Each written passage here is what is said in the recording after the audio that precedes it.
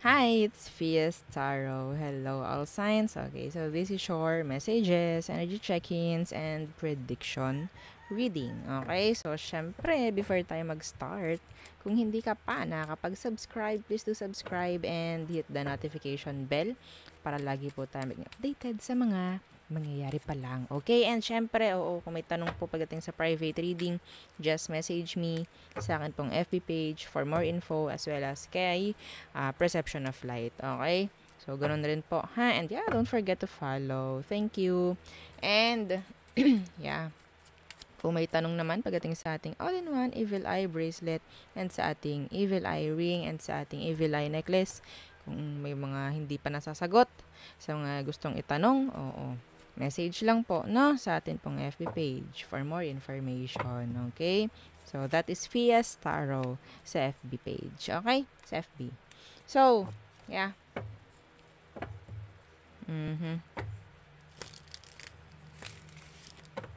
Okay.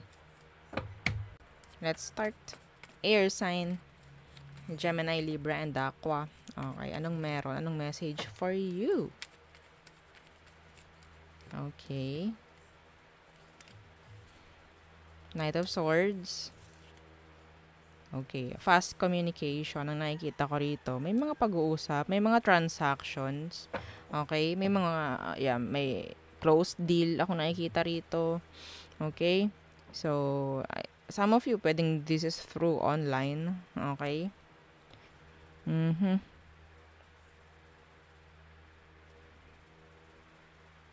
May makakakuha ng sagot, may makakakuha ng mga solusyon, okay?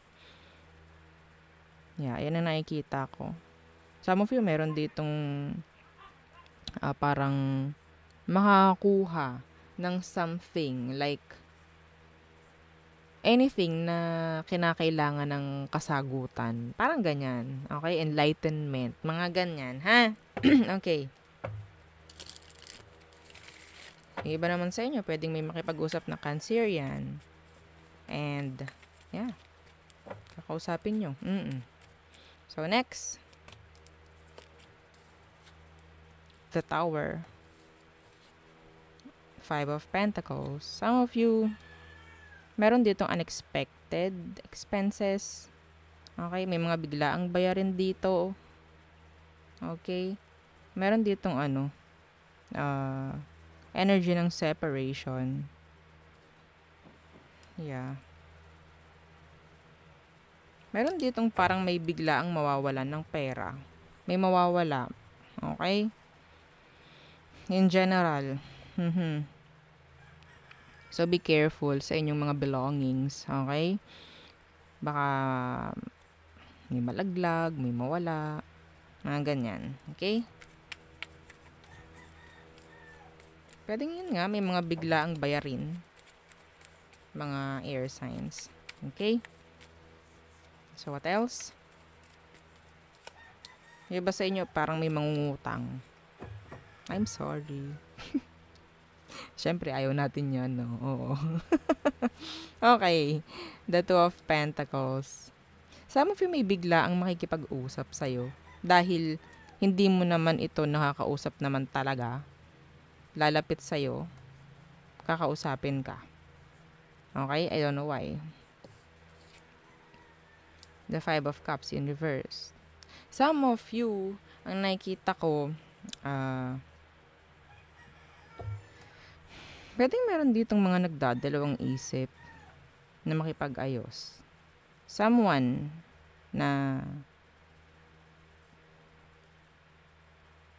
tinalikuran ka, tinalikuran mo, may makikipag-ayos sa'yo.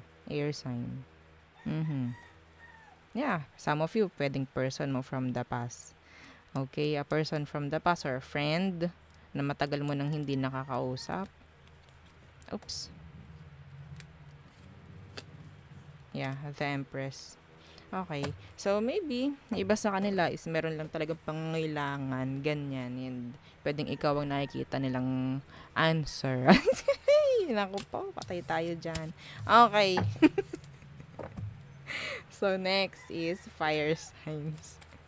Okay, fire signs, Aries, Leo, and Sagittarius. Anong meron? Anong pwedeng maganap? Okay, messages, energy check-ins, and prediction for fire signs. The High Priestess. Okay, secrets. May mari-reveal na secrets. Some of you may mag-share ng secrets. Pwedeng Cancer, pwedeng air sign. Okay, may mag-share ng secrets sa'yo. Yeah.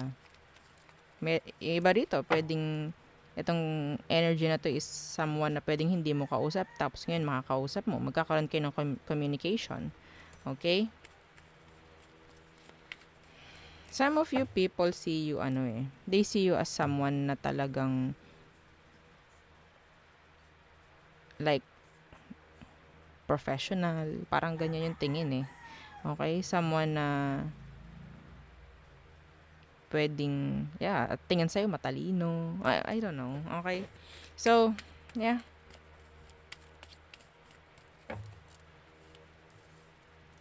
Iba sa inyo, nakita ko dito ng closed door meetings.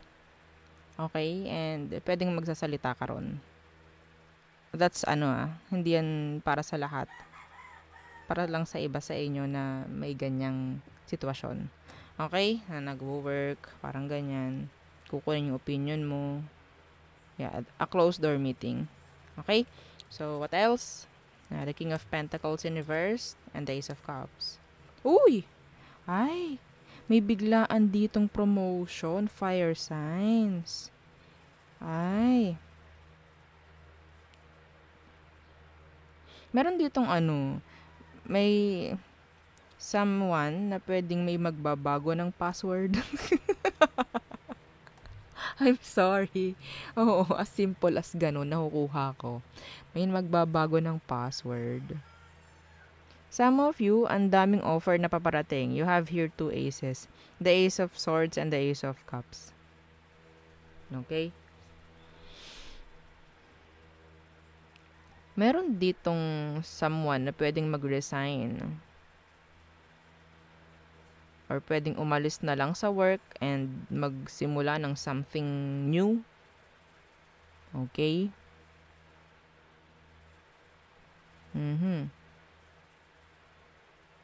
Some of you, pagdating sa work or pagdating sa business, if you're businessman, businesswoman, some of you kasi parang ang nakikita ko, ang nafo-focusan is love. So, parang napapabayaan yung business. Okay? What else? Iba sa inyo makakuha ng new opportunity pagdating sa love. I don't know. Pwedeng may mga nanliligaw or may mga manliligaw. Manliligaw, nililigawan. Parang ganyan. A new person. Yeah. Oh my God. Again, another ace. Ace of Pentacles. Meron kang 3 ace dito, fire signs. Ha? Okay? This is nice. Maraming opportunity parating sa'yo. Huwag ka lang parang panghihinaan agad ng loob. Okay? Matatakot or what. Okay? Yeah, the Magician. Oh my God. This is nice. The Ace of Pentacles, tapos the Magician. The Six of Wands. This is, attention. Okay? Yeah. You're getting a lot of attention. And nakikita ko, you're manifesting new start. New energy. Okay? This is good. Hindi malabong magkaroon ng opportunity sa pera. Hindi malabong magkaroon ng opportunity sa love. Sa mga connection. Ang daming bago dito para sa'yo, fire signs, ha? Okay? So, yeah. Some of you may parating na pera talaga. May parating. And yeah, this is big. This is big. Yung iba sa inyo, nangangailangan ng pera. Yung talagang, yes, walang work. may chance na nandiyan yung tulong parating. Okay? So, yeah. Yeah, the Nine of Pentacles in reverse. Yeah, pwedeng may mga mababayaran. Ang ganda. Oo, ang ganda nun. Oo. Kung earth sign ang nakarinig doon, aagawin nila yun. Earth signs. No, oo. So, next. Water signs. Okay. Cancer, Scorpio, and Pisces. Anong message for you? Oops. Okay, kunin natin yan. The Five of Swords in reverse. Oh, someone will say sorry. Oo. May makikipag-ayos, may magsasabi ng sorry, as simple as sorry. Hihingi ng pasensya sa'yo. A water sign, an air sign. Yeah, pwedeng someone from the past. Okay? Pwedeng kayo ito na makikipag-ayos sa isang past person. Yeah, the Star in reverse and the Wheel of Fortune. Ooh. Okay, so I think meron ditong energy ng parang changes. Okay, some of you may chance na parang move on or makapag-heal from a certain kind of situation na yun nga, hindi maganda. Okay, yeah, the Three of Swords. Oh.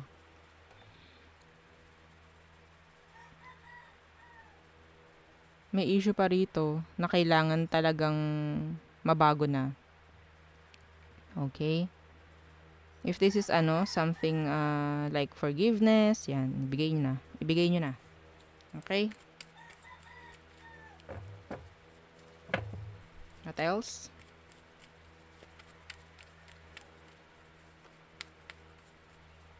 Water signs.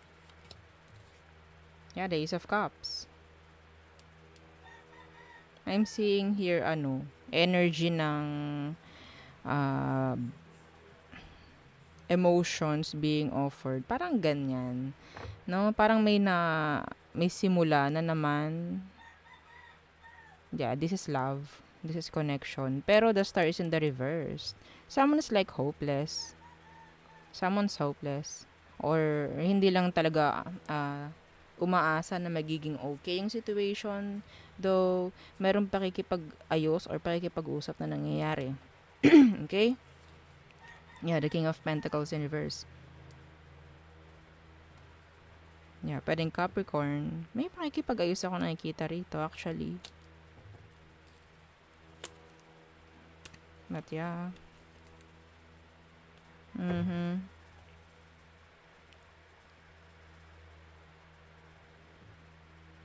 Someone's not sabihin nating hindi naging responsible.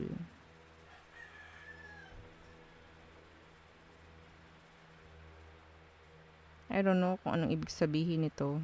The King of Pentacles ang naka-reverse. Para dito sa Ace of Cups. Pwedeng someone is not open or meron ditong tatanggi pagdating sa isang love offer. Parang ganyan. Okay, so maybe that's why someone is hopeless or hindi siya ganun ka hopeful pagdating sa sitwasyon. Okay? Maybe someone's back is turned, parang ganyan, parang hindi talaga nakafocus sa kung anong meron. Okay? So, yeah. Pero someone wants to offer. Okay? Pagdating sa emosyon nila.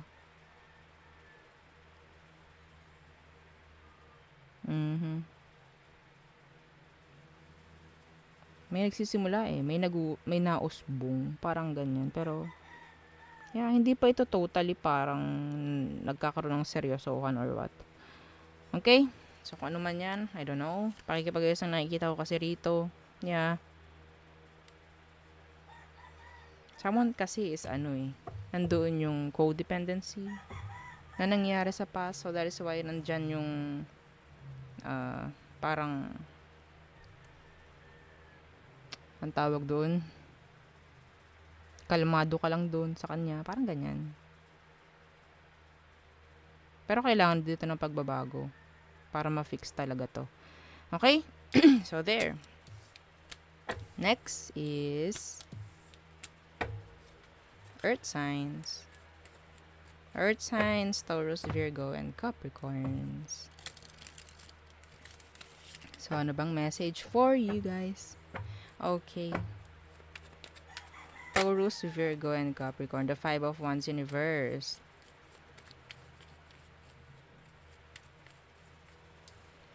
There's a fire sign na gustong makipag-ayos. Ang daming gustong makipag-ayos ngayon. Okay. Justice, yeah, Justice in reverse. Meron ditong gustong makipag-ayos. Okay? A Libra, a fire sign. Fire signs is Leo, Aries, and Sagittarius. Okay? The Nine of Pentacles in reverse. And the World. Okay, I'm seeing here, pwedeng may mga loans na mababayaran, may mga matapos na mga responsibilidad ang mga earth signs. Okay? So, yeah. Yung iba sa inyo, merong mga issue like legal matter na pwedeng ma-fix na. Okay? Pwedeng, yun nga, may mababayaran, mga ganyan. Okay? So, may masasettle. Parang ganyan. Death in reverse. Oh. Yeah, the Sun. Meron ditong maaayos in general. Okay, may maaayos dito. Kung ano man ito, something na nabinbin o parang na-delay, na pending, parang ganyan. Kung ano man to, pwedeng masusolusyonan. Okay, meron ditong someone from the past who is happy. Feeling happy. Parang ganyan. No? Libra, fixed sign, Leo, Scorpio is here. Meron ditong parang kumustahan na mangyayari. Okay? May mga taong kinakailangan ka. Yeah, Ace of Wands. So, I guess this is energy ito ng new beginnings for some of you. Pero syempre gusto natin para sa lahat, no? Na merong new beginning na mangyayari, no? Ace of Wands. Some of you, this is travel. Okay? May gastos na pwedeng mangyari pagdating sa isang travel. Yeah, and this is a lot. I think this is so this is pricey. Yeah. Pero some of you pinagtrabahuhan mo naman ito, so why not chalk not, 'di ba? Okay, and you deserve this. Earth sign deserves a new beginning. Okay? Yeah, the Ace of Wands. So, ang ganda nito actually. Kung makikita nyo yung energy niyan talaga. Okay? May maayos in general. Anything pwedeng galing sa past. Yung mga issue from the past. Yeah, the Five of Wands in reverse. Yung mga legal matter, legal issue na pwedeng ma-settle down na, mga ganyan. And mga bayarin, yan. Mga gustong magawa sa buhay, pwede ring mangyari. Okay? And kasama rin kasi dito yung sinasabing pag-e-effort or sipag na ginagawa ninyo. Okay? So, kung wala kang ginagawa at hinahayaan mo lang, wala talagang mangyayari. Okay? Wala kang maaani eh. So, yun ang ating reading for you all signs. Again, don't forget to like, share, and subscribe, and follow our FB page. Thank you. Bye!